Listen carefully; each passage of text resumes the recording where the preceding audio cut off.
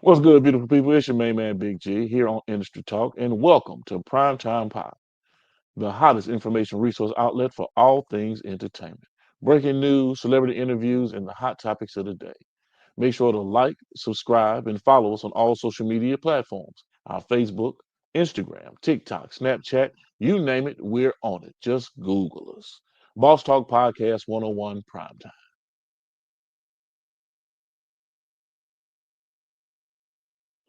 What's good? What's good? What's good, beautiful people?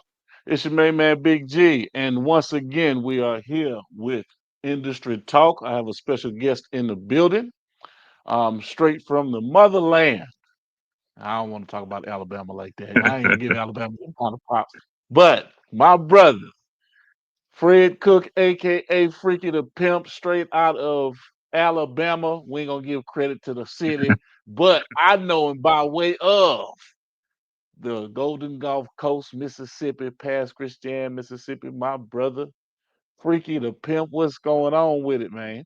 What's up, brother? That's Pat Christian, Mississippi 39571, man. You know what I'm talking about? Yes, indeed. Three nine Yes, five sir. seven one. That's on the other side of the water for those of you who don't know. You know what I'm Right, saying? We was always rivals back in the day. St. right. Stanislaus, Bay High, past Christian, you know what I'm saying? If it was for some odd reason they had them light skinned niggas that lived over there in the past. You know what I mean? And it was So Yeah, that's we ain't right. gonna we ain't gonna bring up no we ain't gonna bring up no old we ain't gonna bring up no old business. You know what I'm saying? Because all of the pretty ladies was over there in the Lil and Pat Christian, light skinned. You know what I mean? And for some odd reason, the past always find themselves over in the Bay. You know what I'm saying? On the other side of the bridge, tampering with the goods. It You was, know what it I'm was, it was, saying? it was vice versa too, man. You know what I'm saying? I seen a couple of y'all over here in No, Pakistan, no, man. no, no, no, no. Y'all put something in the water. Y'all told them females not to mess with them niggas from the Bay. I know what it was, man. I know what it was. Yes, But sir, man, man. let's get it going, man. How you doing, brother? How you Oh, doing? man, I'm doing fairly well, man, and I hope everybody out there is doing good, man, and I hope everybody's having a good holiday period, man, because this is the season to be joyful. You know what I mean? Right. Okay. Well, let's get into it, man. Because I have the pleasure of speaking with, you know, celebrities, famous folks, on given occasions about different things, and you fall into that ilk and into that category. You've been rapping for, or an entertainment specialist for quite some time now. Yeah, um, I said well over 20 plus years. Yes, if I'm not uh, mistaken. yeah, Because kind of, kind of almost. you've been rocking since high school. Yeah, almost double 20 years, man, to be honest with you, man. True, true, true. Because you've Yeah. been putting in that work. You've been putting in that work. And I wanna go before we jump into it really heavy because you done some amazing things working with UGK, the Trill family, Smoke D, just to name a few, Bun B, Pimp C, 17, um, Hound, Hippie Hound, Trail. I mean the list goes on and on and on. Blaine Ashley, our brother Blaine Ashley, who is a major pioneer and engineer in the game. But Right. before we get into that, let's let the people know who Freaky the Pimp is. Give us a little background about Freaky the Pimp for those who don't know Freaky the Pimp. For those who don't know, you ought to know. You know what I'm saying? No, but I'm just joking. Uh, man, I'm Freaky the Pimp, man. Look here, man. I got so many aliases, man, in the game. They call me Freaky Lee Farnsworth. Uh, just playing old super freak, the pimp to save Pittsburgh, the shit talking poet, and you motherfucking know it. Uh, it's just so many things, man. Look here, man. I've been doing music for a long time, man, and I started doing music, and I mean music as performing at an early age. I'm talking about the late '70s because I would do um, the Rapper's Delight song, and my mom and dad would make my brother and I perform that for the family members. So I was performing in '78, '79. You dig what I'm saying? But Right, right. hey, man, I've been in the game for a long time. I started recording rap music in 1984. So that's why I say it's been almost this year make my 40th year recording rap. You dig what I'm saying? 30th year, 40th year, 40th. I'm sorry, 40th year recording rap. And when I say back in 1984 recording rap, I mean we're doing off of dual cassette tapes. We wasn't in the Yeah. studio per se. We was just doing what we heard, pretty much um, replicating what we heard on Run DMC do, or Houdini or Africa Bambaataa and stuff like that. And we just would get one of their songs and press record, and say what we wanted to say. You know what I'm saying? So I've been in the game for a minute, man. To me, it's all about the love of music, you know. So I've been loving music as an early child, you know, from the early 70s when I was born, man, and always hearing music in the household, as far as, you know, the Michael Jacksons, the Stevie Wonders, you know, that type of music, the Teddy Pendergrasses and all that stuff, man, formed my love for music. So, you know, pretty much, like I said, Okay. man, I just the average music lover, been in the game for a minute, man. Hope you like what I do, and if you don't like what I do, it's not a problem. You know, I just always wanted to get heard. You know, never was a grab for fame or a grab for money. I always been doing it as a hobby. You know what I'm saying? Man, I don't know what you're talking about. Mr. Moneyfolder did over 100,000 views in less than a month. What you talking about? Right. Well, you know, and it was surprising to me too. But hey, man, I I don't know. I mean, and it He kind of shot gave through me the roof. energy. And like I said, Right. I put a post on Facebook the other day, man, about being motivated by other rappers. You know what I mean? And that video alone kind of motivated me to get back and do some more stuff. You know what I mean? Because I'm gonna give you a backside story of that video. And if you haven't seen the video, it's streaming on YouTube. The song is streaming on all digital platforms. But my son was diagnosed with MS. Was in the hospital at the time I'm shooting this video, and I had people from out of town, part of the Trill family, come in. Some boys from Alabama, some boys from Houston, Texas, come in to shoot the video, and I had planned to shoot it. So you can imagine, as a father, I'm going through it like, should I do it? Should I go to the hospital? Should I do this? Should I do that? And, you know, everybody just kept telling me, man, do what you got to do, play what you got to play. Everything going to be all right. You already got the faith in God. You already trust in God. So keep that in mind. I'm shooting this video when my son is in the hospital paralyzed. You know what I'm saying? So, and it's a blessing. And I thank God that he's not in that situation anymore. But I guess the proof was in the pudding. It showed out when we released it. You know what I'm saying? So it got over 100,000 views in a couple of months. So, you know. That's right. Well, I'm gonna touch on this, and you can let me know if you want to touch on it, or if you do, we will. If not, we keep on pushing. But D went through some traumatic stuff. Your son, Yeah. right? Almost almost similar. Sorry about that. Almost similar to what you had gone through. Right. Right. Not the same, because as a young man in high school, you were dealing with kidney issues, Right. Right. and we had a situation where my brother might not have been sitting in front of me right now. You Exactly. know, Exactly. so you've experienced it. So you Hmm. walking through that at a young age. How was that helping your son go through what he went through at the young age that he's gone through it? Well, let me give everybody a backstory that people that don't know me. I'm a 3-time kidney transplant patient, man, and That's right.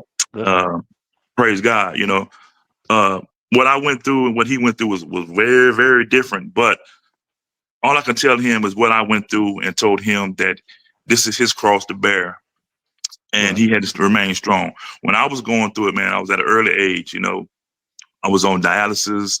I was sickly, and all I wanted to do was get out and play basketball, hang out with my friends, to show everybody that I wasn't sick. You know what I'm saying? To show everybody that, no, Right. I'm still the same Fred. You know, it's still the same Cookie D, as you will, or Freakie da Pimp, whatever you want to call me.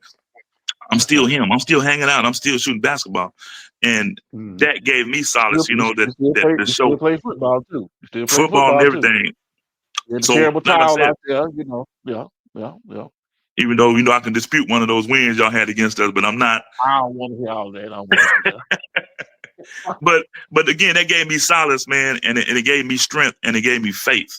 You know, so Yeah. when my son was going through what he went through, I can share that with him. And I told him, I can't imagine what you're going through, but I can tell you what I went through, and I can give you advice on how to deal with it emotionally and physically. Because a lot of people don't understand that when you're sick and you're not well, that not just your body but your mind is toiled, and your mind is heavy, and your mind is going through it too. You know what I'm saying? So mentally and physically. You had to adjust. So I think when I went through it kind of gave me the insight to give him insight and to give him the courage and the faith to move forward. You know what I mean? Okay. And as a result, in present day, how's he doing now? Oh, he's doing excellent. He's doing excellent, man. Praise God, like I said, and it is all about faith, and it's all about knowing that you have somebody looking over above you that can do anything that can be done. He can do it. You know what I mean? All you have to do is all you have to do is have the faith of a mustard seed. So when you got a faith of a size of an antelope, you know what I'm saying? You got God on your side, and you know everything's gonna turn out the way He wants to do it. And that's what people got to realize.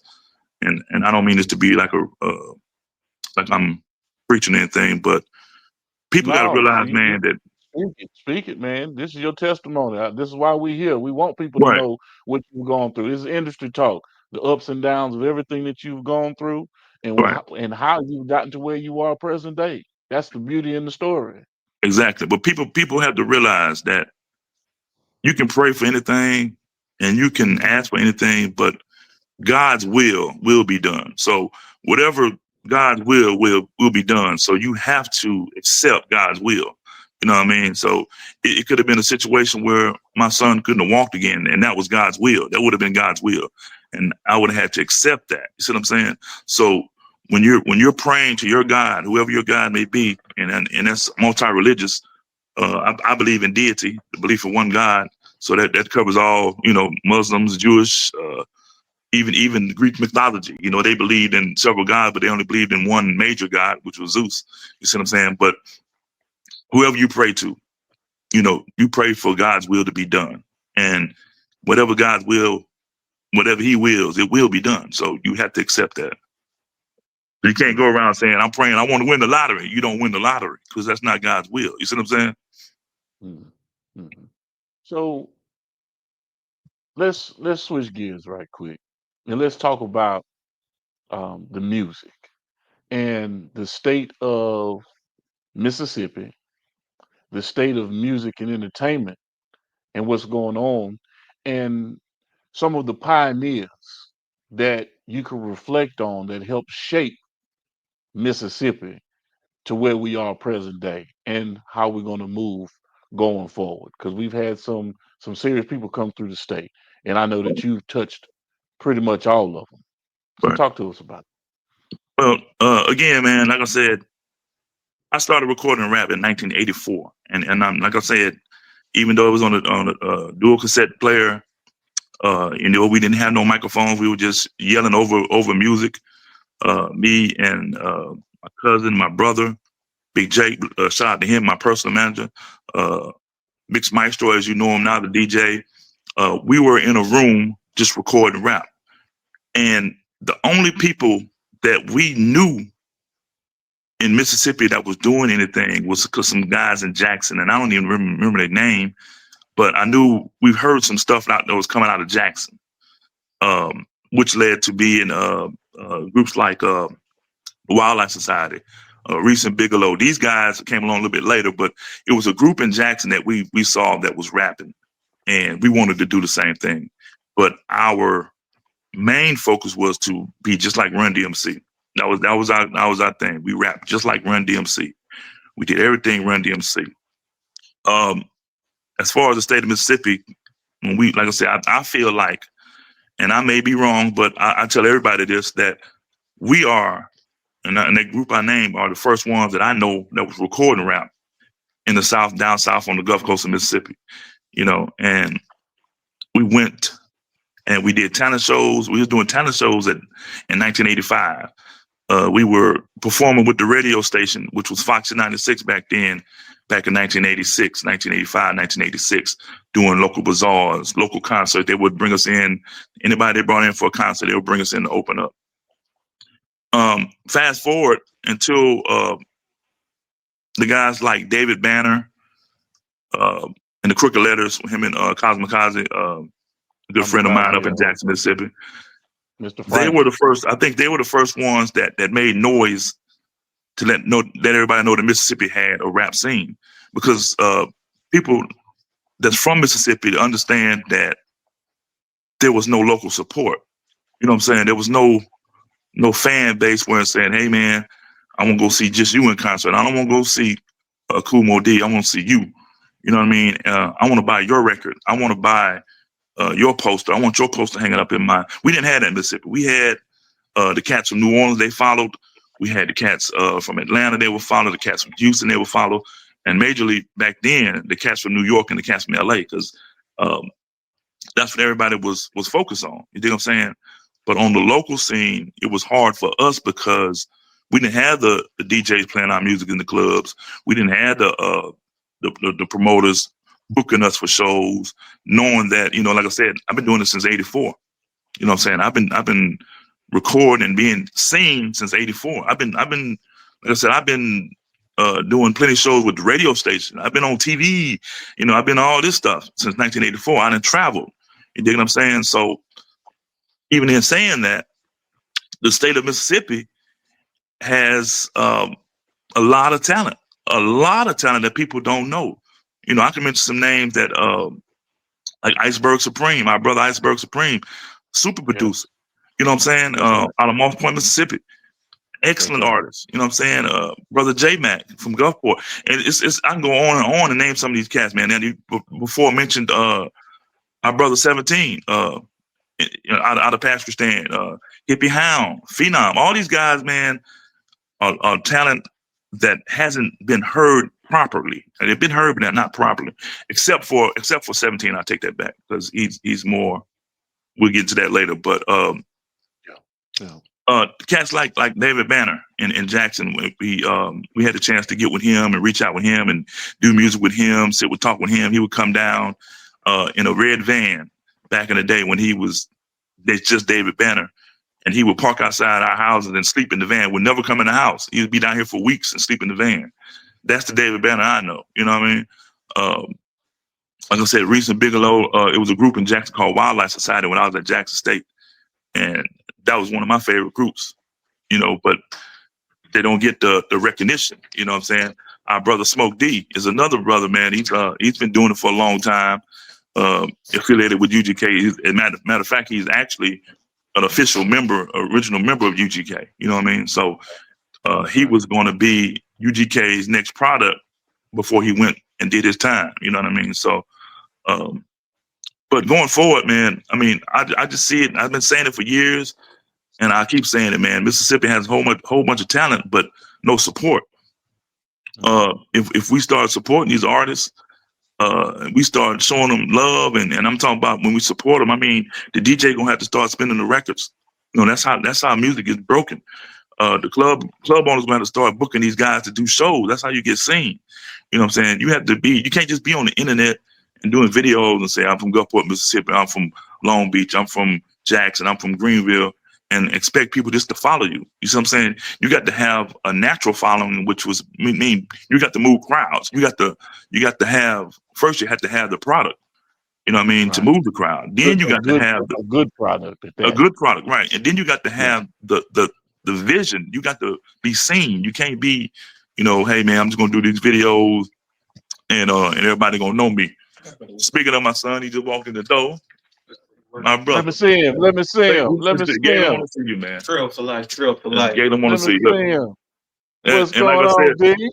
What's up, man? And like I said, man, we got the full grown beard and everything. Congratulations. Yeah. He said congratulations, and that's back to what that is. That's God walking. You dig what I'm saying? But like I said, you got to have the product, you got to have the vision, you got to have pretty much the know-how to get out there and promote yourself, And that's not a thing that a lot of artists from Mississippi have done over the years, but that's another subject. But the fans support itself has not been there. But to get it there, we need all that to fall into place. You need the DJs, you need the club promoters. There's no reason why you can bring a little Boosie down and you don't fill your club up and your show up with local artists that's trying to be seen, that's trying to make a footprint in this industry. You see what I'm saying? So and I'm gonna tap into this, but you have a lot of division in the state of Mississippi with artists, and I'm not understanding why. Well, a lot of people are on that still on that old school I'm from the north, you from the south. I'm from Jackson. Y'all ain't doing nothing in Gulfport. I'm from Gulfport. Y'all, you can't be doing nothing in Pakistan. You just from Pakistan. It's a lot of that going on. But from what I understand, it's a lot of producers that have kind of like I ain't gonna say a beef, but kind of like a division within them. They're not gonna work with certain artists because they're from certain areas or they do certain type of music. Me, on the other hand, I always thought that regardless of who's produced, I can go to a white guy studio and do the same thing I'm gonna do. I can go to somebody, if he's Japanese, I go and do the same thing I'm gonna do, because one thing that you can't stop me from being is me. You dig what I'm saying? So I don't feel like when I go to studios, or if I go to a show, or if I go to just if I go to a club or anything, one thing Fred is gonna do, and I say Fred, that's me. OG Freakie Right. da Pimp is the persona, but Fred, you can't stop me from being me. So Mm. a lot of people are kind of like, from what I understand, is that if I go here, I had to do this, or if I go to let's mention some name, and it's not out of context. I mean, it's out of context. Not just I'm not talking about the dude, but Heartbeats is my brother. If I go to Heartbeat Right. Studio, I got to act a certain kind of way. Whether as I go to Blaine Ashley's studio at Big Talk Studio, that's not the case. You see what I'm saying? And those guys, I'm not saying they feel that way. I'm just using their names. But when I understand, there are a lot of producers that do that. I can't work with him because he worked with such and such. It's kind of like a lot of Mm. jealousy going on. You dig? Okay. Okay. Well, let's talk about some present day stuff. And I just want to get your opinion on this because allegedly, and with what we deal with, and how we move just as men, we don't get down with the pedophilia type shit. But there's some allegations that are out there, um, surrounding the Hova, the Jay-Z guy, Right. um, and it's all kind of stemming from things that have kind of trickled down from, Puffy Combs, Diddy, and the whole nine. So, what do you make of all this stuff, man? And people that have been in power places within the industry, um, and how it's had an effect? 'Cause that's what I really want to know. I mean, because I don't know if it's true. I don't know if it is or if it isn't true. But these are the people that have been in the power seats making decisions with people's careers for well over 30 plus years, man. What do you say to that? Well, one thing about life is that it's funny. It's funny. Uh, Yeah. I can't speak on the action itself because I don't want to say that anybody's guilty or not guilty. But at the same Yeah. time, just like you said, these guys had influence over people for more than 30 years, held people's careers in their hands for over 30 years. It goes back to what, if you look back what old people used to say, and I say old people, I mean our parents, grandparents used to say when rap first came about, that it was no good because this guy, he's talking about selling drugs. This guy's talking about freaking women. This guy's talking about shooting people, not actually looking at, excuse me, the person himself, just listen to what they're saying. So a lot of that, what I'm saying is, when you are in a public spotlight for so long and you said so many things and you've done so many things, people start taking attention to that and look at you as that's him. That's what he does. You know what I'm saying? I never shot at a man in my life, but some of my music I may have said I've shot at somebody or something like that. But that don't mean that Fred, personal Fred, like you say me, that don't mean I'm a killer. You see what I'm saying? That don't mean that Right. Sean Combs is a pedophile because that's what they say. You see what I'm saying? Doesn't mean that Hove has raped a girl or nothing because that's what they say. It just means that in the spotlight, you're privy to certain events and certain mishaps that can happen, and people can say this and that out of blackmail, out of just spite. You know what I'm saying? It could be like what Puffy Combs is going through. Okay, let's just tie somebody else into it. Let's say he did this too. You know what I'm saying? It could be some of that, man. So as far as innocent or guilt, I'm not going to speak on that, but I will speak on the fact that rap music as a whole has a black eye, two black eyes, and a busted Hmm. lip and a busted nose because everything that's going on surrounding, like I said, Hove and Puff Daddy, it reflects off of everybody because everybody at one point has to either deal with them or were under them. You see what I'm saying? Right. Right. So they had some kind of inclination or an idea Right, of what these guys were doing. I mean, right, on the Diddy side of it, I mean, that's too much paperwork that's being produced. right, right, You see, in terms of allegations and things that are being stated, and yeah, a lot of times, where there's smoke, there's fire, um, and it's kind of hard to turn a blind eye when over the years people have been so taboo about it and have actually said, they didn't know about these things, but have right, never right. really come out and actually reported it. But now that you have a federal probe, you know, everybody's kind of, hiding, ducking the tail and running because they know that they may possibly get caught up into that dragnet of nonsense. And let me say this, G. Let me say this, and I can revert to people like R. Kelly. Yeah. What R. Kelly did, was accused of, or was convicted of. So he's Right. convicted. That doesn't take away from his music. That you have to Correct. separate the man from the music. You know what I'm saying? Right. You got to sit back and say, hey, Jerry Lee Lewis is another famous Mississippi artist back in the days in the 50s. He married his cousin at 13 years old. He married his cousin. This is what I'm saying. He married his cousin when she Right. was 13. And this was back in the Right. 50s. You know what I'm That's saying? right. Elvis Presley did the same thing. Not his cousin, but he married Priscilla Presley. She was 14, I want to say she was, or something like that. Underage. Okay. That's correct. Fast forward to R. Kelly. He did what he did. He was convicted. So we can say he did what he did. But you don't separate Elvis from his music from what he did. You don't separate Jerry Lee Lewis. You don't separate Little Richard. Little Richard was flamboyant, a gay artist way back in the 50s, but you can't separate his music from his manhood. You know what I'm saying? His Mhm. being is a different Right. thing. And I say the same thing Oh. about Puff Daddy and Hov. You can't separate Mhm. that music. You know what I mean? R. Kelly, Right. you cannot deny that he had some of the best music of all time. He had one of the greatest catalogs of all time. As a man, he might be a slime ball. He might have Yeah. done all this stuff, and which makes him very devilish, but the music, you separate it. So you got to be careful how we word things and all the banning of his music and stuff. I don't think that's right because his music brought joy to a lot of people and it still does. You know what I mean? Mhm. So you touched on something just then, and because white America, they don't sit there and throw stones at their heroes, so to speak. Right, They don't tear them down. They didn't tear down Elvis. They didn't tear down Jerry Lee Lewis. You see, they may have known about it. They may have known about what Frank Sinatra was into, and Hugh Hefner, and all of these different individuals that have ascended into greatness, so to speak, financially and um, um, in this capitalistic system that we live in.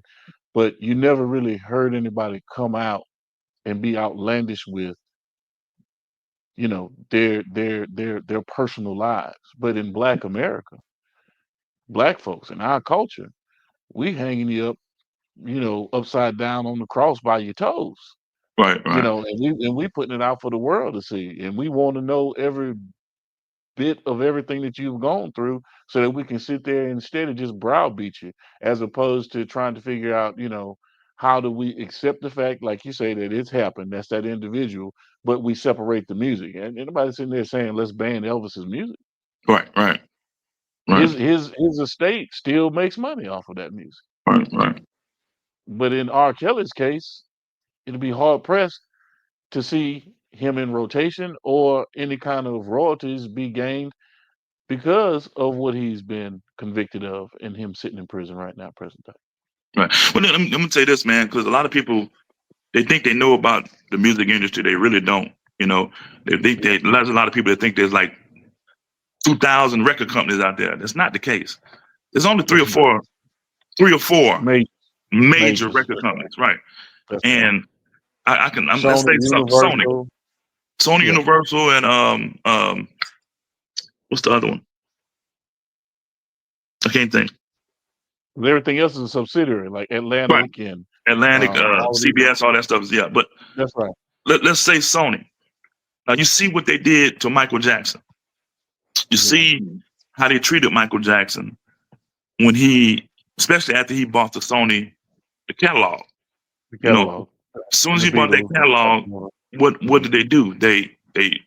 They ridiculed the man. They told him a new asshole. I mean, they gave him every rape conviction. I mean, not conviction, but every rape allegation from every child in America. You know what I'm saying? And they Right. kept feeding him all kind of, hey, these kids need help. These kids need help. Hey, he raped these kids, and they did that every time he came out with an album. Or every time he tried to do something significant, like this last when he before he passed away. What's the concert name? This is it. When he got ready to do that, they threw some more allegations down. They wanted to put him in jail for this. They wanted to say he was doing this. Michael Jackson, the man, is totally different from the music artist. You see what I'm saying? Michael Jackson, the man, was a very smart businessman. You know what I mean? He took care of business. He did some things that nobody ever thought of. You know, when he bought that Sony catalog, nobody thought that could be done. You know what I'm saying? Right. So when he did that, it kind of ruffled the feathers of the big wigs. You see what I'm saying? So, and that's another story. But I'm just saying they didn't separate Michael Jackson the man from Michael Jackson the music. All that stuff was every time he came out with a new song, the rape allegations would come back, or they'll call him Wacko Jacko, or they'll say he's sleeping in a hypothermic chamber, or they'll say he drinks milk of magnesia instead of Coke. You know, stuff. It just came out with all kind of stuff just to belittle the man, to make sure the man they had always had the swirling rumors about the man. They always had the controversy about the man, but they never separated from the music. You see what I'm saying? So, like you said, you go back to Elvis, and I even give you another name, John Wayne. John Wayne is another American hero that has a checkered past. He's a blatant racist. You know what I mean? Right. But they never separated that from his accolades in the movie theaters. You know what I'm saying? So when you get to like let's say Martin Lawrence has one incident, he goes crazy or whatever, and now every time you see him, it's a question about his mental capabilities. You know what I'm That's saying? right.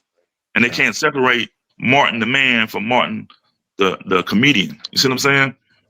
Right. So Okay. So it's a double standard thing that's going on. Is basically what I'm saying. yeah, it is. Let's let's talk about our brother 17 Okay. because that's gonna segue us into um the whole package, that whole relationship with you 17, UGK, Bun B, um, Pimp C, rest in peace, Pimp. Um, Talk to us about 17 and watching his ascension into the direction he went to with the rap game, and how you tied all of it in from your standpoint of it, from your purview, because you saw it firsthand, you watched it, you were there, you were part of it. Right. And a Well, lot and a lot of people may not know 17 was Pimp's protege. right. Yeah. Okay. Right. So Well, let me give you the backdrop of the whole UGK thing with me okay. first. Like I said, I've been recording since '84. Um, 86, 87, I grew into a music writer. I was writing music. I was writing lyrics. Finally, I was doing this, and that. Fast forward to 1992, I was at Jackson State University, and I was still a big Run DMC fan. I was still a big Houdini fan. KRS One. I was East Coast, strong. Snoop Dogg and them were just coming along, so I was starting to dig that too. But I heard something. Um, I heard a record called "Tell Me Something Good" by UGK, and I'm talking about the original version that was on the Southern Way album, not the one that you hear on the Too Hard to Swallow album, but it's the original version of "Tell Me Something Good," and then it immediately changed my mind about music. I was like, "What is that?" This cat from Houston, like, "Man, you ain't never heard of UGK?" Like, nah. So we listened to the whole album, man, and I swear, instantly that became my favorite group. You know what I mean? Yeah. And this Yeah. is in between the Ghetto Boys and Public Enemy, which is also those are my favorite groups. Ghetto Boys, Public Enemy, UGK, not in any order. But I heard that UGK, and then it changed how I rap. It changed everything about me, basically, man. It changed my life. You dig? it made me proud to be from the South. You know what I mean? Because Yeah. before then, I was imitating East Coast and West Coast artists. Too Short, I was imitating that. I was doing that. But when I heard the Tell Me Something Good, it made me proud to be from the South, and it brought out my Southernlistic. I'm gonna use that word, Southernlistic performance attitude. You see what I'm saying? It made Right. me feel proud that I had a southern draw. It made me feel proud that I was from south of the border. It made me feel, Mason Dixon, I ain't gonna say the border, but it made me feel proud that I was from the South. Okay. Yeah. So Yes. I immediately became a UGK fan. Fast forward, when I graduated Jackson State in 1995, and that's just showing you how old I am. I don't care how y'all think I got a story. I got a story about that too, man. I got just remind me to tell you about the girl who asked me why I'm still rapping at the age I am, but I'll tell you. Um, when I came back to my hometown of Paris Christian, Mississippi, I immediately went back to Blaine. Actually, I have been working with Blaine at Big Talk Studios. Shout out to Blaine. I've been working with Blaine ever since 84, 85. You know what I'm saying? So I'm still doing music. So only person I'm gonna go to is Blaine. When I went to the studio a couple of times, me and my brother E Shots went for Rouse. Shout out to him, one half of my group, the G Fellas back in the day. Um, these cats were in the studio, and I'm gonna name them by name. And Greg Spencer, which we know as Dub G. Craig Isabel, we know as 17.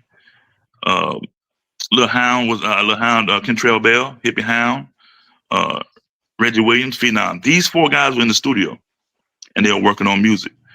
And I knew these guys through the neighborhood as kids that come up under me. You know what I'm saying? So eventually, what happened was I kind of took these guys under my wing, and we kind of like vibed in the studio. So they looked up to me, I would say, as the big OG, as the big brother, and I would look to them as the young brothers, man, that just had that firepower.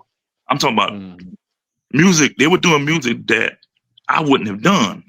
You know what I'm saying? But it Right. didn't stop us from vibing and becoming a family, which Greg, Right. Dub G, formed Big House Records, and we all fell up under that label instantly, right? We were all Big House Records. What we were doing at that time was kind of like what Master P was doing. We were trying to follow what Greg was trying to follow what Master P did, which was have multiple artists from around the way, around the hood that were good. He just wanted to bring them under one roof, right? So we were dropping songs, and we had songs on the radio like every week. We were doing a song, and I know you know about it because you had some songs on the radio, So we was all under that same group, And what happened was 17, he grew. I mean, his music was getting real good. You know what I mean? And before this, we were just doing things on our own. Like I put out 2 albums. I spent my money, put out 2 albums on my own. Dub G put out an album. He spent his own money. The KGs, which was Lil Hound and 17, they put out their album. They spent their own money. But Yeah. we got to thinking. And me and Greg and me and Dub G sat down and said, "Man, you know what? If we focus everything and just put it behind one artist, we can make a lot more headway, and it can set up the other artists." You see what I'm saying? So we decided to put our money and our efforts behind 17 because he had the polished product. You dig what I'm saying? Right. And he was good. He was real good. And I'm not saying that other cats wasn't. I'm just saying that 17's product was a little bit more polished, and it was making some major moves. So we did that. So we kind of pushed 17 out to that front. Well, he really didn't want to be. I'm just being honest with you. He didn't want to be because if you ever met the cat before, you got to say before Pimp C. If you ever Right. known the cat before Pimp C, he was kind of shy. He was kind of laid back and kind of like, okay, y'all put it together, I'll follow.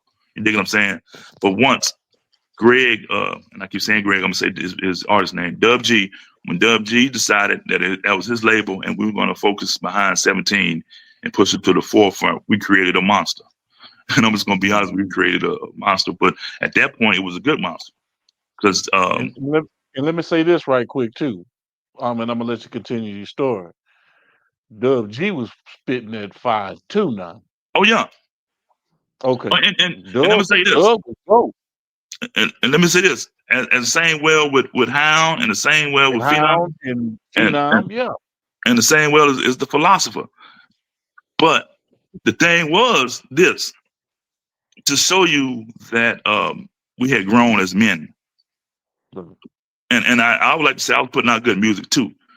For Oh us yeah, to put without our stuff on question. the back, for our stuff to put our stuff on the back burner, to Yeah. focus on one thing and become men and say let's do this business move, let's make this cat and push him.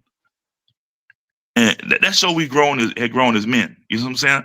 That show we had grown as a label. That show we had grown as artists because I don't know if I'd have been able to accept for them to say, okay, we're gonna push you, Freaky, we're gonna do that. I don't think I'll be able to accept that because in my mind, I know my music wasn't as polished at 17. And as a man, I can admit that. You know what I'm saying? And as an artist, I can admit that. So that shows growth there. You know what I'm saying? But like I said, when we did that, we created a monster because the music was good and all the accolades came along with it. The shows, we started doing more shows. We started doing this, we started making appearances, traveling and all that stuff, man. And all that come from behind one business move. You know what I'm saying? We didn't open up for, man, you can name them. We didn't open up for UGK. We didn't open up for uh, Master P, Hot Boys, um, T.I., you know what I'm saying? We'd open up for major artists, you know what I'm saying? So um, when we did that business move, that kind of pushed them to the front. Now, and that was before Pimp C. And rest his soul, Pimp C was very, very influential in Southern rap. Uh, we like to call him the Tupac of Southern rap. You know what I mean? And his loss is still being felt from artists from all over the globe, not just the South. But we lost a good artist and we lost a good man when we lost Pimp C. But what eventually happened was 17 wanted to do a song with Pimp C and reached out to Pimp C. And I'm telling the story in third party, but I'm telling it the way it happened. And I'm telling you, what went down. Pimp C told 17 how much it was going to cost. I'm not going to say any numbers. 17 told him that he sent the money. He sent the money and he wanted to fly out to Houston. And Pimp C said, nigga, if you coming to Houston, I'm coming to pick you up from the airport, which happened. Per se, what happened, and like I said, they got in the studio and then Pimp C said, look here, man, I'm gonna make you my first round draft pick. He's starting UGK Records at this time. You see what I'm saying? So he saw enough in 17 that made him think that this is my artist. I'm making him my artist now. You see what I'm saying? So he did that. He gave 17 his money back and told him, man, don't worry, you with me now. Okay. So going back to when I said we created a monster once he got with Pimp C. The monster got out of control on our end. You dig what I'm saying? He became, I'm not going to say he became a bad person. He just became a different person. Let's say that because now he's moving in different wavelengths, meeting different peoples. He introduced me to Pimp and Scarface, and eventually we did a song. Me and 17 did a song with Scarface, and off the blessings of Scarface meeting 17 and then me meeting Scarface through 17. You see what I'm saying? So Yeah. a lot of good came out of it and some bad came out of it. But at the same time, saying it all reverts back to that one business move that Dub G that he made. Ultimately, he had to make that decision and we talked about it, but he put 17 in the front. You see what I'm saying? Yeah. So he got with Pimp C. He stayed with Pimp C for about a couple of months.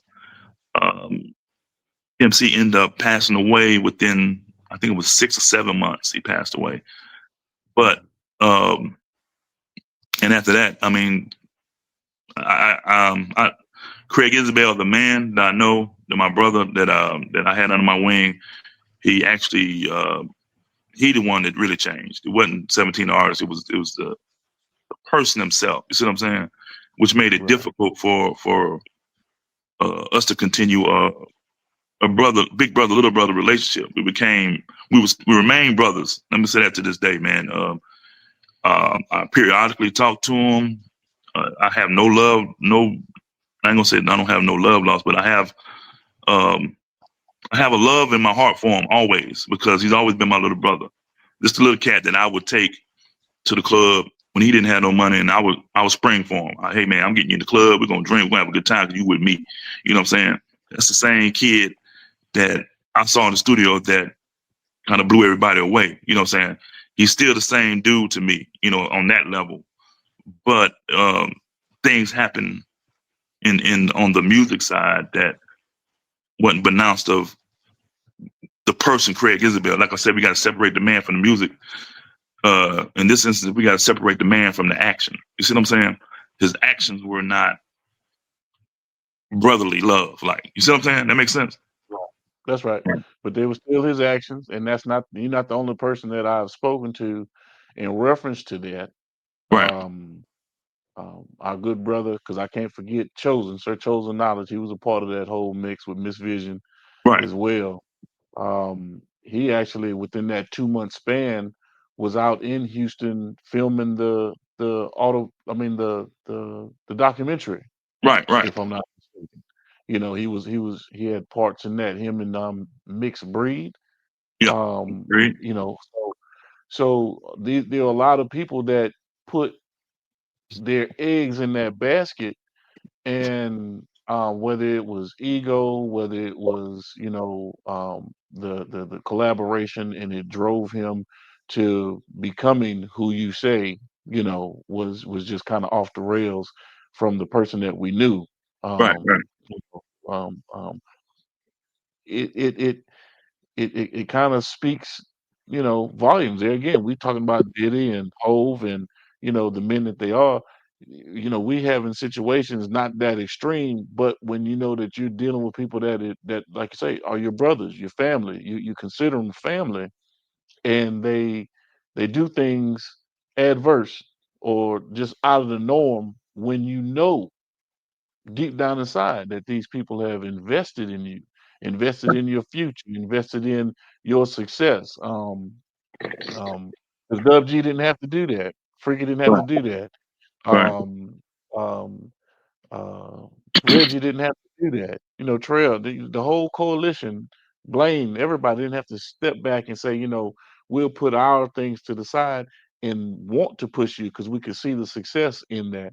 And there was a lot of success that came out of it. Just so Right. happened, Pimp passed away.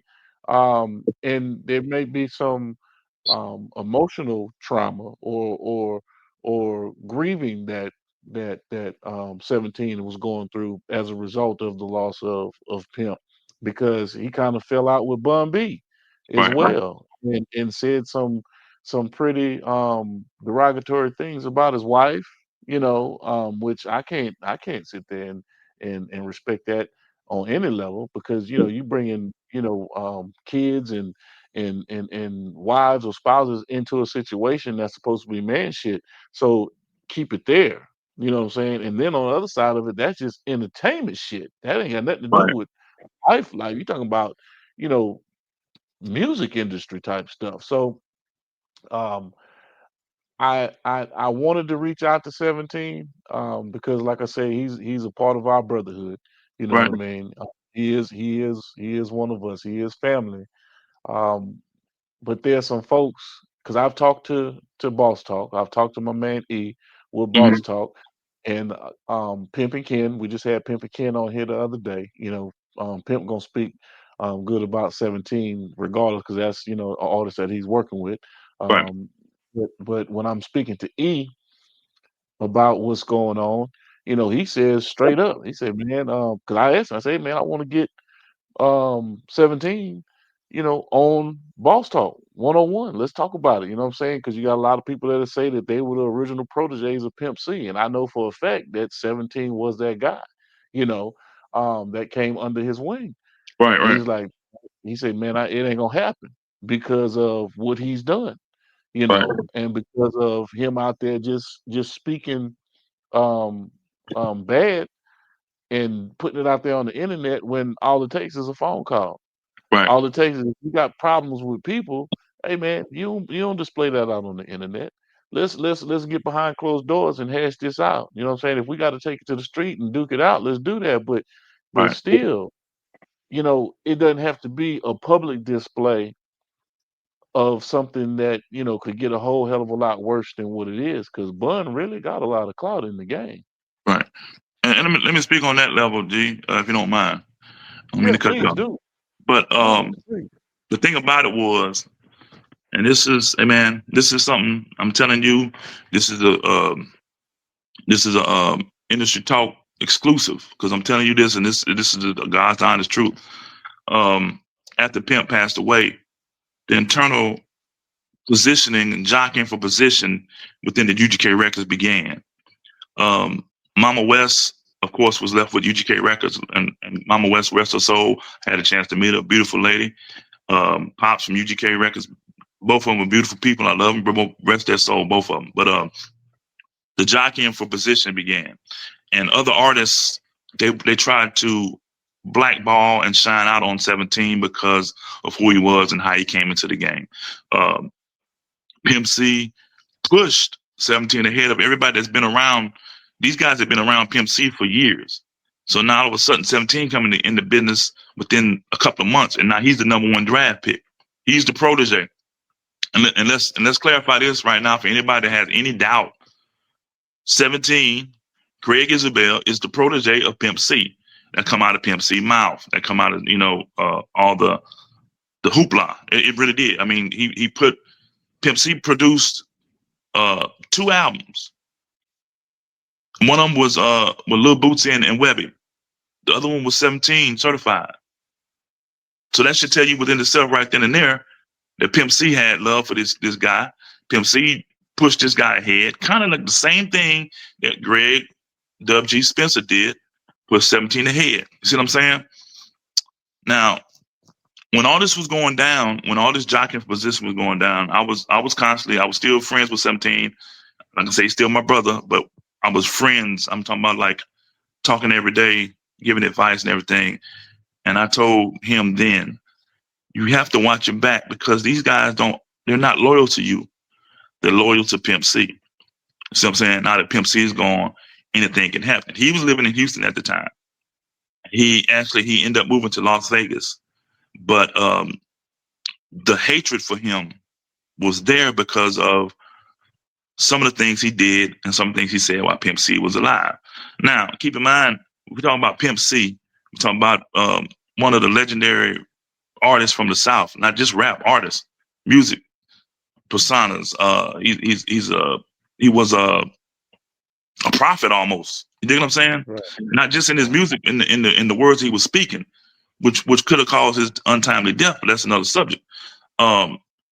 He gave 17 the moniker of the protege in front of everybody, before everybody.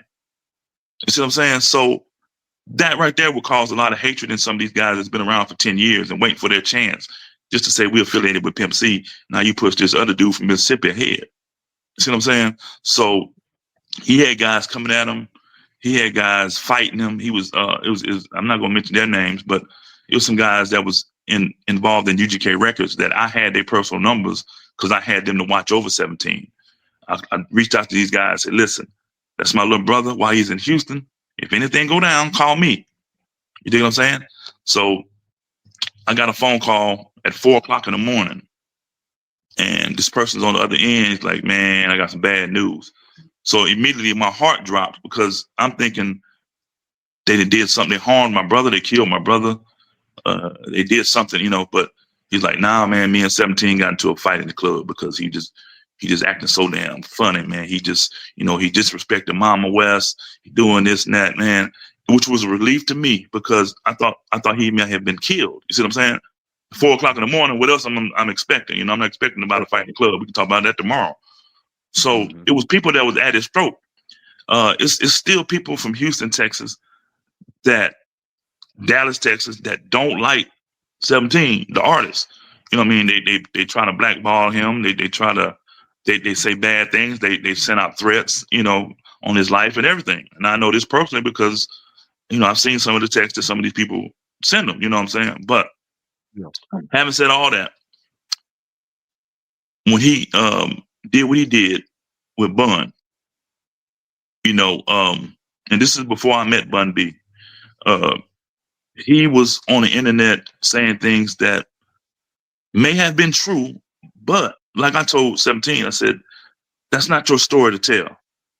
That's Pimp C and Bun B. That's UGK story. Let Bun tell his story. God rest Pimp C's soul, and don't get involved in that because it's going to backfire. What you're going to end up doing is alienating the UGK fan base to pick a side. Either you with Pimp C or you with Bun B. That shouldn't have never been the case, you know.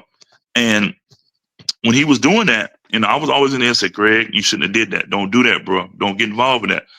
So until Bun started responding, what I'm saying, that's when it really got out of hand. Because, come to find out that a lot of stuff that 17 was saying was not really true. It was just what he perceived to be true.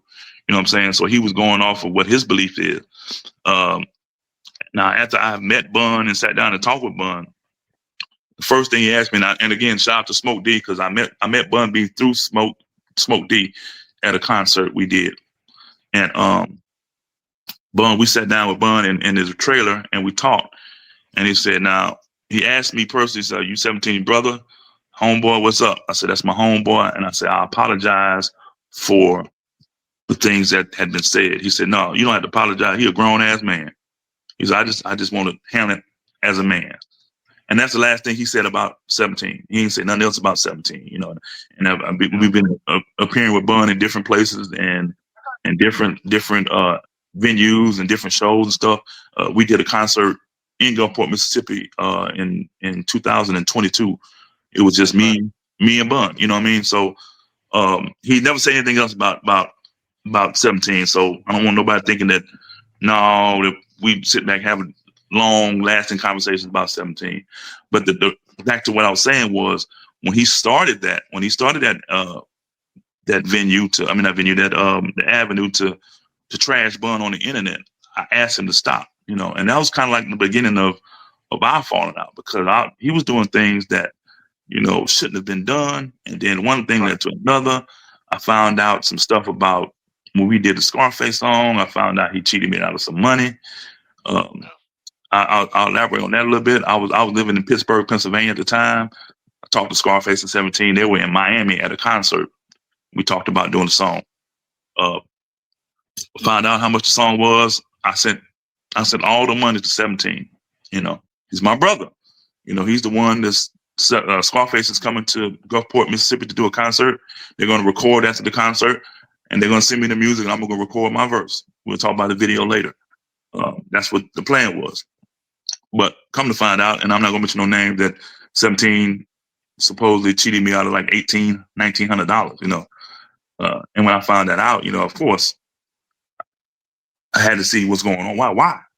But it was something else he was involved in, man, that he was just, I don't know if he had demons he was fighting, or if he was, I don't know personally, but I do know that the money that was supposedly stolen was actually, that was the truth. And that's how we begin our fall and our decline as friends, not as brothers, because even my blood brother, we've crossed paths before, but I love him to death.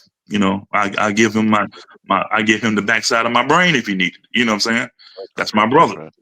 And 17. Shout out to Big Brother Jake. That's right. And 17 is like a little brother to me. There's nothing I wouldn't do for him. When his mama passed, I was the one there. I picked him up. I took him to the funeral home. We viewed the body, and his mama passed.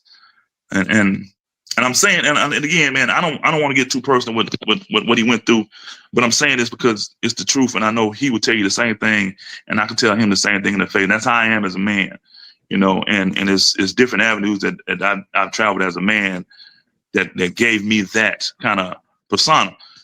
If it's the truth, and I can say it to your face, I'm gonna say it to your face. And if I can say it to your face, I'm gonna tell anybody else that won't listen about it, because it's the truth.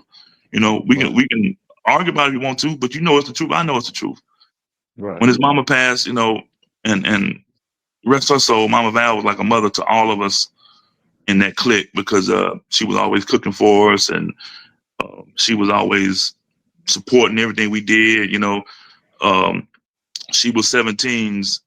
I'm not gonna say personal manager, but she was his mom. Everything he did, his plane tickets, everything that he had to do, she made sure it happened. You know what I'm saying? So shout out to her, and I love her to death, man. I love her as equally as my mom. You know, that's how deep it was. You know, Mama Val was a great person, but when she passed away, 17 went through a grievance period, and what I told him was, "Hey man, grieve how you want to grieve. Don't let nobody stop you from grieving. It may take you 20 years to grieve your mother. Grieve because you're supposed to. You see what I'm saying? You don't let nobody tell you, nah, man, you gotta do this next week. You got to no, man, grieve. That's your mama.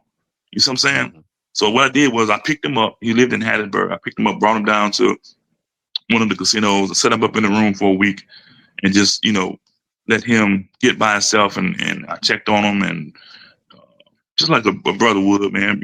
Take him out, bring him food, whatever he needed, man. Check on him, and he had just released the album 2017. So it was in 2017 when his mom passed, and he was still trying to promote the album. I would help him. I would go out. We went to New Orleans, Hattiesburg, Mobile, different places, dropping off CDs and still promote, man. But I gave him the opportunity to grieve on his own. You know what I mean? And which I told him, man, he gonna need that. But like I said, he's my brother. He's always been my brother, so I looked at him as a brother. But when we started out falling, and I just declined as friends. The basis was the Bun B stuff, the stuff he was saying that I to this day I still say that's not anybody's story to tell but Bun, because he was the only one there, him and Pimp. So you can't sit here and I'm not gonna sit here and say what goes on between, let's say, you and another person, because it's not my business. I don't know what y'all talk about. I don't know the day-to-day interaction. All I know is what I see. I may see you punch a guy in the mouth at the club, but that don't mean that you hate that person. That don't mean that you have an end for that person. That mean at that point in time, you guys had a disagreement. You know what I mean? You could be the best of friends. I don't know that. So it wouldn't be my place to tell anybody else's story. Now, that's just how I feel. You know what I'm saying?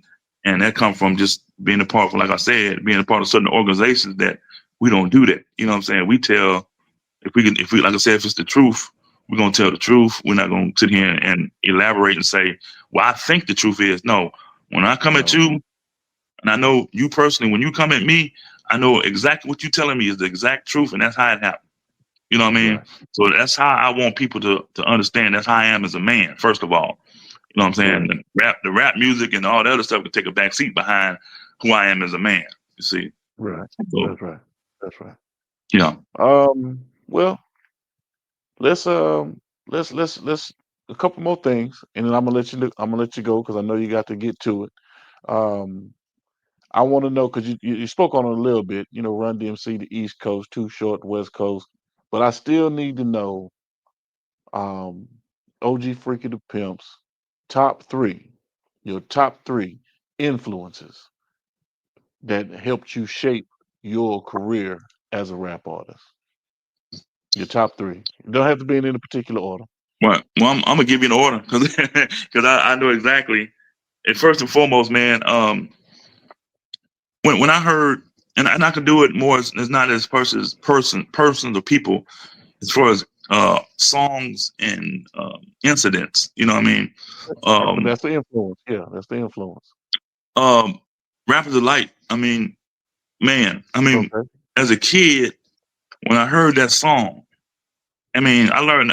To this day, I know that whole song word for word. I could perform it anywhere. Sometimes even on stage, I have performed a piece of part of it, just to, the part of my skit. But um, that song in itself, man, put rap on a level that could never be taken away from. It could, when rap got to that point, Rappers Delight, it was not stopping. You can't stop it, because in the beginning of hip hop, like it was about the house parties and the DJs. The Who Hurts and all them, Curtis Blows, but when Rappers Delight hit, it put a new emphasis on the music, not left the music and the actual characteristic of the song and the music. You know what I'm saying? That song made rap what it is today. So that's like my number one influence that Rappers Delight. And like I say, as kids, you know how it is, man. Mom and daddy want to go perform for your uncle. Them like, get up, get up. We sleep in the bed. Get up, go, come on. Please do it for your daddy one time. I'll buy you something. So we up in the middle of the night in our pajamas. Hit the hip, hip it to the hip, hop. You don't stop. You know what I'm saying? So that was my number one influence. Then fast Okay. forward, Run DMC, it took it to another level, whereas the commercialized rap, you know what I mean? It made rap, it put rap in the mainstream. But even though Rap Delight was the song, it was the genre it was, it still was a level to go. And when Run DMC did what they did, it actually brought rap into the forefront. That's the instance that I believe, like 1985, 86, rap took over the music industry because Yeah. Run DMC was such a universal hit. The act itself was a universal hit. Uh, the rhymes, like I said, I mimicked them for years because I had always had me a 3-man crew. I always wanted to be Run. So when Run, Run part, I would rap Run's part. Everybody else rap DMC part or whatever. You do what you want to, but I'm gonna be Run. You know what I'm saying? Right. And another thing is too, bro. And these groups I'm talking about, I always consider myself the other member of that group. Like Run DMC had 3 people. I thought I was the 4th member of Run DMC. You see what I'm saying? Go ahead. Because I just put myself into that place that Right. I kind of my mind kind of vied with what they were doing. So I was saying I'm gonna do what they do. So especially Run DMC. I was Yeah. always and Run DMC rapped in cadences. So like Run. Jam Master J, because it was certain parts that Ron was saying that's what I was gonna say. You know what I'm saying? And then Right. you just fill in, and they back and forth in cadences. That was unique, so that's what we did until 1992, like I said. And which leads me to my third influences, which is UGK. And I have to say slash the Ghetto Boys because in 1991, the Ghetto Boys dropped their album. What was it? I'm about to say Not Too Hard to Swallow. That's UGK. Um, the one with the mind playing tricks on me. Right. We Can't Be Stopped. That's what the name of the album was. We Can't Be Stopped. That dropped along with um, uh, NWA same year, like in 1989, 1990, 91. These years, UGK. I mean not UGK. The Ghetto Boys and NWA were like neck and neck as far as how the gangster rap, so quote unquote gangster rap. What I call it street gospel. When that music genre hit the scene, so the Ghetto Boys and Scarface were like gods to us. You know what I'm saying? So that's why I say when I say UGK slash Ghetto Boys, because um, if you sit back and listen to my brother Brad Jordan say what he said and how he said it, you can put yourself in any situation he was talking about. You like it's like you standing right there in the streets of Houston, listening to him talking about the guy in mind playing tricks on me. He had a black hat like I own, black suit and the cane like my own. You know what I'm saying? The way Willie D rapped and said what he felt, and he said it with a southern drawl. You know what I'm saying? Again, that's another thing that made me proud to be from the South, because before then, if you had a southern drawl, it was like they was like banning you. They didn't. It was like the North. The North. When I said the North, I mean the East Coast. East Coast wasn't too much wrong to hear southern music because we had a twang in our voice. We talk like this, man, and we do this. You know what I'm saying? Instead of saying yo kid, we say yo man. You know what I'm saying? So that, along with UGK, would really change my life. You know what I'm saying? Change my whole rap persona. Change how I thought about rap. It changed. It unleashed me. Let's say that, because I'm working on a persona, and I'm working on rap music where I feel like I have limitations at that point, where I'm rapping and I'm just doing it. As long as I do it like Run DMC, as long as I do it like Houdini, as long as I do it like Kumo Dini, LL Cool J, it's good. But when UGK came along and they were totally different, they did everything totally different. They let me know right there, hey, I'm from the South. I can rap about what I want to rap about. I can talk how I want to talk. It kind of unleashed my thought. It unleashed a new artist. It unleashed new music. It just, everything was possible then. You see what I'm saying? So That's to right. back up, like I said, the song itself, Rapid Delight. I'm not gonna say Sugar Hill Gang. I'm gonna say Rapid Delight. The song itself. That Okay. Run DMC, the group, the persona, the commercialism, the whole machine behind Run DMC. Not just saying. I'm not saying Run and DMC and Jam Master Jay. Not them. Run DMC, the product. You see what I'm saying? And That's then right. when we get to rappers, now we're talking about the rappers. UGK slash Ghetto Boys, because they were the rappers that unleashed what I am today. You see what I'm saying? So those Okay. are my three big influences. Now speaking of that commercialization, because Walk This Way, when that Right, hit with Run DMC and the rock band Walk This Way, and that right, went over the airwaves commercialized, that was huge, man. That right, was, I'm not saying that was a first, but it was a first of that nature to where as you saw that rap music and rock music hit the stage to that degree. Now right, right. Ice T had been, messing around with it a little bit, but Hmm. they really brought it to the commercial forefront. Right, right. And then what Yeah, you seen then was when Run DMC did that, what you seen was rapping commercials, uh, correct. rapping movies, rap Right, soundtracks. That didn't happen until Crush Groove and stuff like that. You see what I'm saying? You may have that's one or right. two songs, but I'm talking about a whole soundtrack full of rap. You seen rap in the grocery stores and in the department store. You work when you're shopping, you hear rap music. Right, right, It turned MTV to Rap Central. You know what I'm saying? Because of that commercialization and the persona that it took on at the Walk This Way was that song. And right. let me give you an example. My son was playing basketball, and we're living in Pennsylvania, rural Pennsylvania, Western Pennsylvania. It's pretty much predominantly 95 to 5% white versus black school. He played basketball, and every song in the game was a rap song. You know what I mean? Mhm. And all the cheerleaders were dancing to rap music. That's right. What I'm saying is, man, um, first of all, music is a universal language. Uh, it just lets you know. I mean, you can hear a song back in your childhood, and you can hear that song, and it'll take you right back to that childhood. Say, man, I remember when we were playing marbles, listening to Double Dutch Bus. Music is a universal language. So once people start hearing your language, so once people start hearing where you're coming from, instead of what they see, it changes the attitudes of people. You know what I'm saying? Yeah. Okay. I mean, I listen to country music. I mean, I listen to the girl Chapel Hawk girls out of Picayune. Shout out to them. Man, Okay. I bought that CD the other day. The Christmas song. They got some good music. I've Good been stuff. listening to country music. I listen to all kind of music. I listen to blues because I just want to hear what people got to say. So when you Mm. take us quote unquote gangster rappers or these bad guys so called, if you hear what we're talking about, hear what we're saying, you may get into a different perceptive about who I am as a person. You see what I'm saying? That's what made Scarface so great.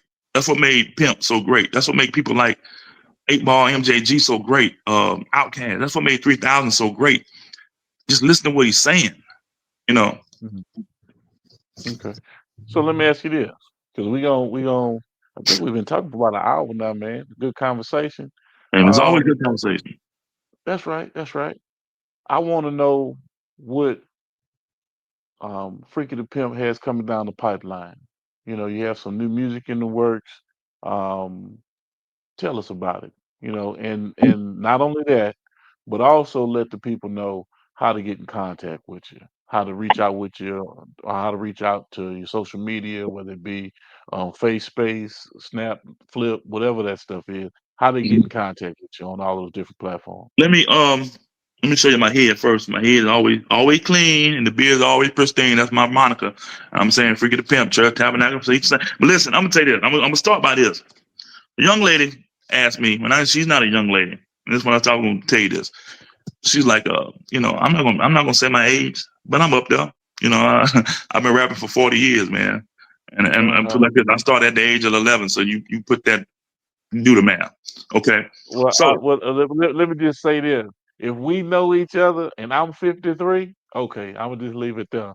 I don't got hey, no problem letting nobody know how old I am. I'm happy that I done made it this damn far. hey, I got a late birthday in the year, so my birthday late in the year, so I can still say. But anyway, going back to this, man, this lady said, she said, at your age, why you still rapping? You still out there rapping and doing this? You too old to be rapping. I said, Mm, you know why? I said, just like you get your big ass off, and when you hear Bootsy and you dancing in the club, that's why. You know what I'm saying? that's Because right. music That's has right. no age to it. You know what I mean? Correct. Correct. Just like Little Bop Bop can make you dance right now, and Freakie the Pimp still got words up here. He still got ideas. He still can put on wax or whatever you want to say. We used to say wax. We still can release music.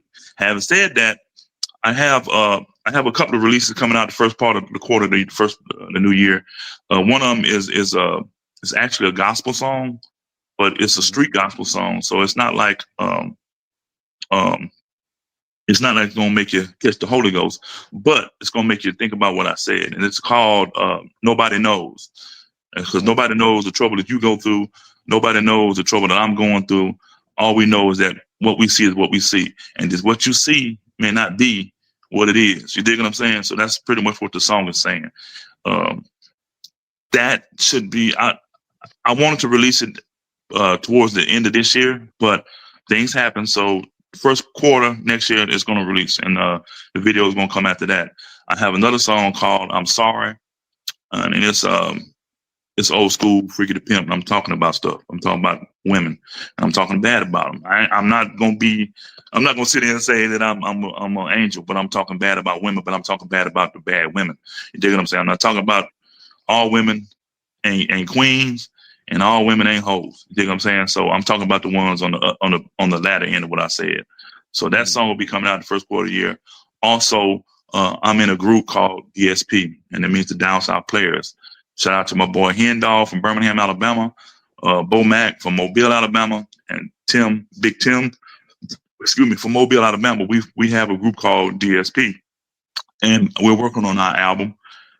We have some songs that's available now. We have a song called Shake It For Me. It's streaming on all digital platforms. If you get a chance, go check it out.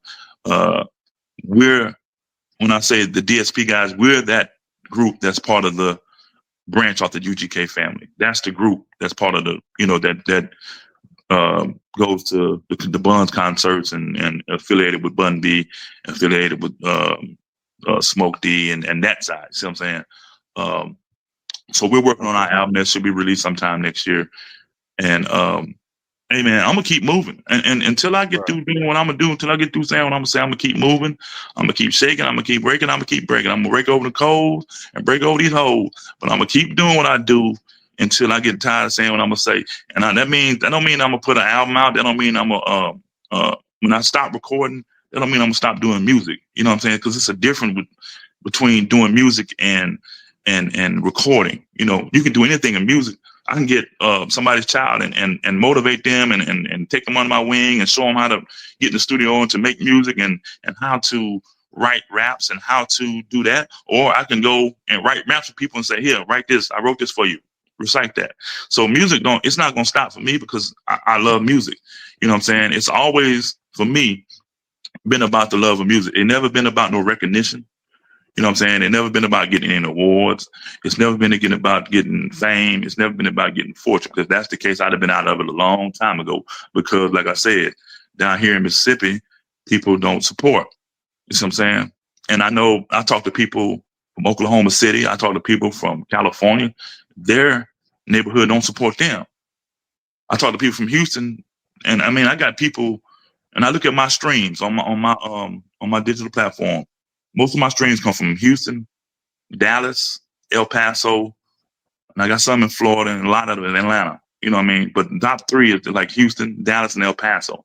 So that lets you know that that's the type of music I do, the Texas music. And again, shout out to my homeboy DJ Red at the Screwed Up Click down there, man. The Screw Shop. If you go to Houston, go to the Screw Shop. Tell them I sent you, man. They some good people down there, and that's another avenue in music, the DJ Screw type music, the Screwed Up music, that you ought to give it a chance to listen to it, man.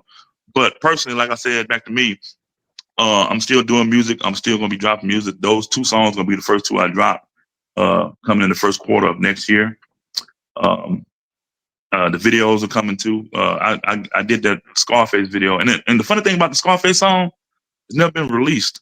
The video has been released, but the music itself has not been released. You know what I'm saying? 17 put it on his 2017 album, but it hadn't been released from me because it's my music. You know what I'm saying? It's my song featuring 17 and Scarface, and I never released it.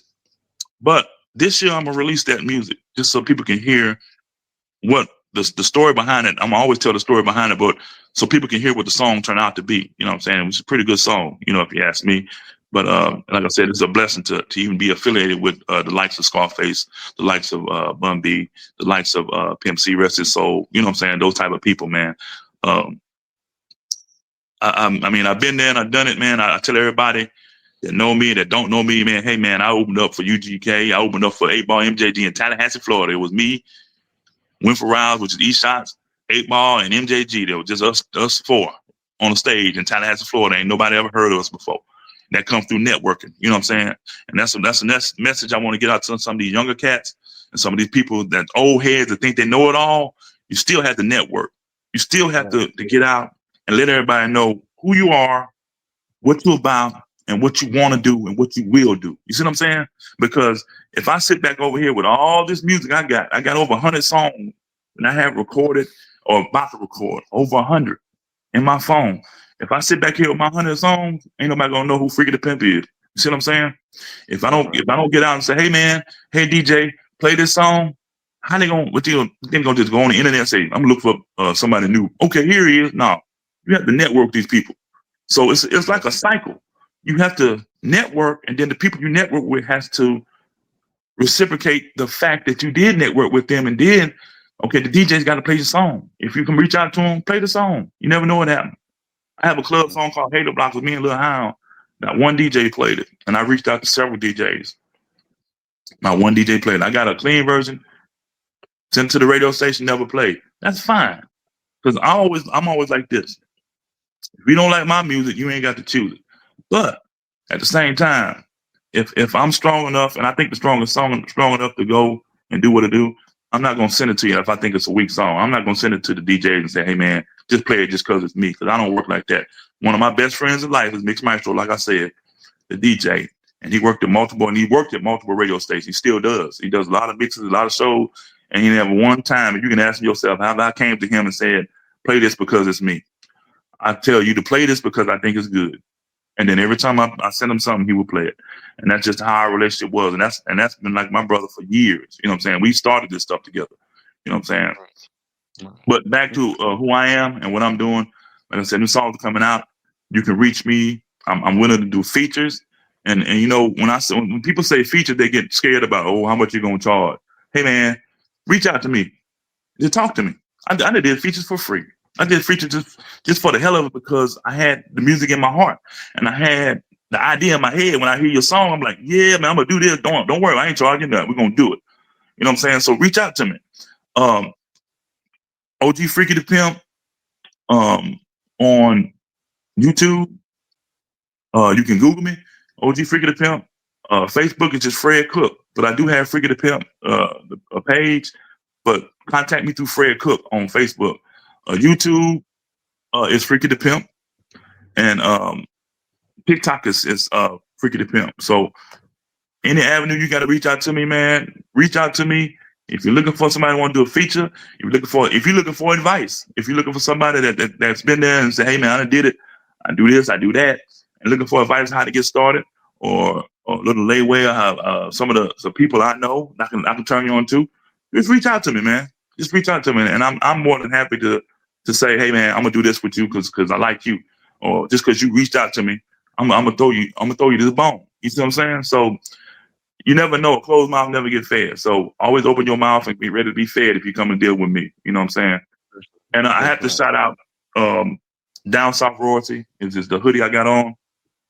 This is the clothing line of DSP, and I'm trying to get the camera in. Down South Royalty LLC. You can. Hold on. There it is. Down South Royalty. This is a Down South player. You can't have one of these because only certain people can have one. But this is the hat. Down South Royalty. You look it up, Google it. Down South Royalty. You get all your merchandise there. If you want it, if you don't, you know, the motto is Down South Royalty. Are you worthy? And it has clothing line for Down South Kings, Down South Queens, and he's doing Down South Children in a minute. Down South Kids, I should say, not children. But it's all a part of reflecting the Southern rap culture into kings and queens and kings and little kings and princesses and princesses. You know what I'm saying? So it's about being royal, about being chic. You know what I'm saying? So good stuff, man. you get a chance to check it out. I definitely will. And let's close it out on this note, man, because you said something about giving words of advice for those that need it. Um, if you had a piece of advice to give to your 18-year-old self, what would it be? It wouldn't be always stay true to yourself because at the end of the day, man. And like I said, and I'm not bragging. I don't like to brag. I like to tell you where I've been, and if that makes me coming off as bragging, then you should probably try and get what I'm getting and where I've been. But I've been around some of the heavyweights in music. I've been around a lot of people, and I've met a lot of celebrities. I've met a lot of so-called stars, and I've been around them and conversated with them. And what I noticed about most of them was they stayed true to themselves. And I hope that the people that know me and the people that love me, and if I have any fans out there, they can always say, "Hey, man, the one thing about Freaky, he stayed true to himself. You ain't never seen Freaky do this. You ain't never heard him say heard about him doing that. And you know that when you see my name, and you know Fred Cook, which is who I am, you know that I'm 100 as a man. And I said and did what I said I was going to do, and never strayed away from being who I am. So my advice to 18-year-old me, who was hot headed, uh, ambitious, ready to take on the world, graduating high school, I was just all over the place. You see what I'm saying? But the one thing that kept me there was staying true to myself. So I would get the same advice and watch it back, because they got them people out there that's gonna stab you in the back. I got so many 9 holes in my back, man. I like a Ginsu puppet out here, man. Um, Right. but you survive, and once Yeah, you survive, that's and right. just like in life, and I tell my son this, I tell some of the younger guys at work that I work with this: age don't make you a man. What makes you a man is going through the struggle and surviving and living to tell a story about it, and how you deal with that going forward. That's what makes you a man. So we got a lot of people that's 40 to plus that's not a man just because of age. They're still children because they don't respond well. You dig what I'm saying? So I do. that's what makes you a man. You have to respond to your downfalls. You have to bounce back. You can't sit back and just say, "Hey, man, I know this happened. I went bankrupt. I went bankrupt, but that don't mean I don't have no money." You see what I'm saying? That makes sense. Right. It does. Perfect Yeah, sense. Perfect sense. yeah. Um, Freaky, I appreciate you, man. You know I love you to the core. Thank you for coming on. Thank you for joining me. I'm definitely gonna have you back for another episode. Um, let's look towards um, first quarter after you drop Nobody, and after you um, come with some other projects that you're working on. And if you have any concerts, look, man, keep me in the loop, so we can sit there and report on it and let folks know what's going on with it. But we should look forward to having a great year in 2025 with everything that you have coming down the pipeline, man. There again, like I say, I appreciate you for coming on in and doing this industry talk with me, man, and look forward to seeing you again and hearing some great music in the future. Um, and as always, to my beautiful people out there, it's about health, wealth, and wellness. Thank you, Amen. Freaky. Yes, sir. Hey, can I say one more thing before I go, brother? And I should have Yeah, said yeah, this. go ahead. I should have Go said this ahead. in my closing argument. Hey, man, I appreciate you, man. I appreciate you, man. I appreciate Freeway Ricky, man, for everything he does in his community and our community. He's a legend. Yeah, You are yeah, too, for doing what you do, man. And for the state of Mississippi, and I know for a fact, and I know you personally, how you represent Mississippi elsewhere. And we need people like you, and we adore people like you to do that, man. And it ain't about you know no awards or accolades like that, man. It's about love. I love you to death, that's right. brother. What you do, can't nobody do it. And I appreciate you, and I ask you to continue to do that, man. And anybody that's in Mississippi that's ready to work and want to work, I'm here. Let's do it. Let's connect. Let's network. Let's help this brother Galen out, brother G, this big G. Let's help him out with this industry talk. Let's put this in the front and foremost, because this is Mississippi's avenue right here. You dig what I'm saying? So let's push that. and I'm gonna continue to That's right. support you wherever, brother. So you know that, man. Like I I said, know. I love you, man. I love the people out there. If I don't have any fans, I hope I get some after this one. Y'all come check me out, man. Like I said, Google me, Jack, because you're gonna find out, man. I'm pretty good, and I ain't bragging. I'm just telling the truth, man. Ain't nothing wrong with Nah, that. you better than pretty good, man. You a staple in the game. You one of the pillars in the state of Mississippi when it comes to this rap game, man. Stop I it. appreciate that, bro. I appreciate it. All right, my brother. I'll talk with you All right, later. all right. Much love, bro. Much love. Much love. You've been locked into another great episode of Primetime Pod.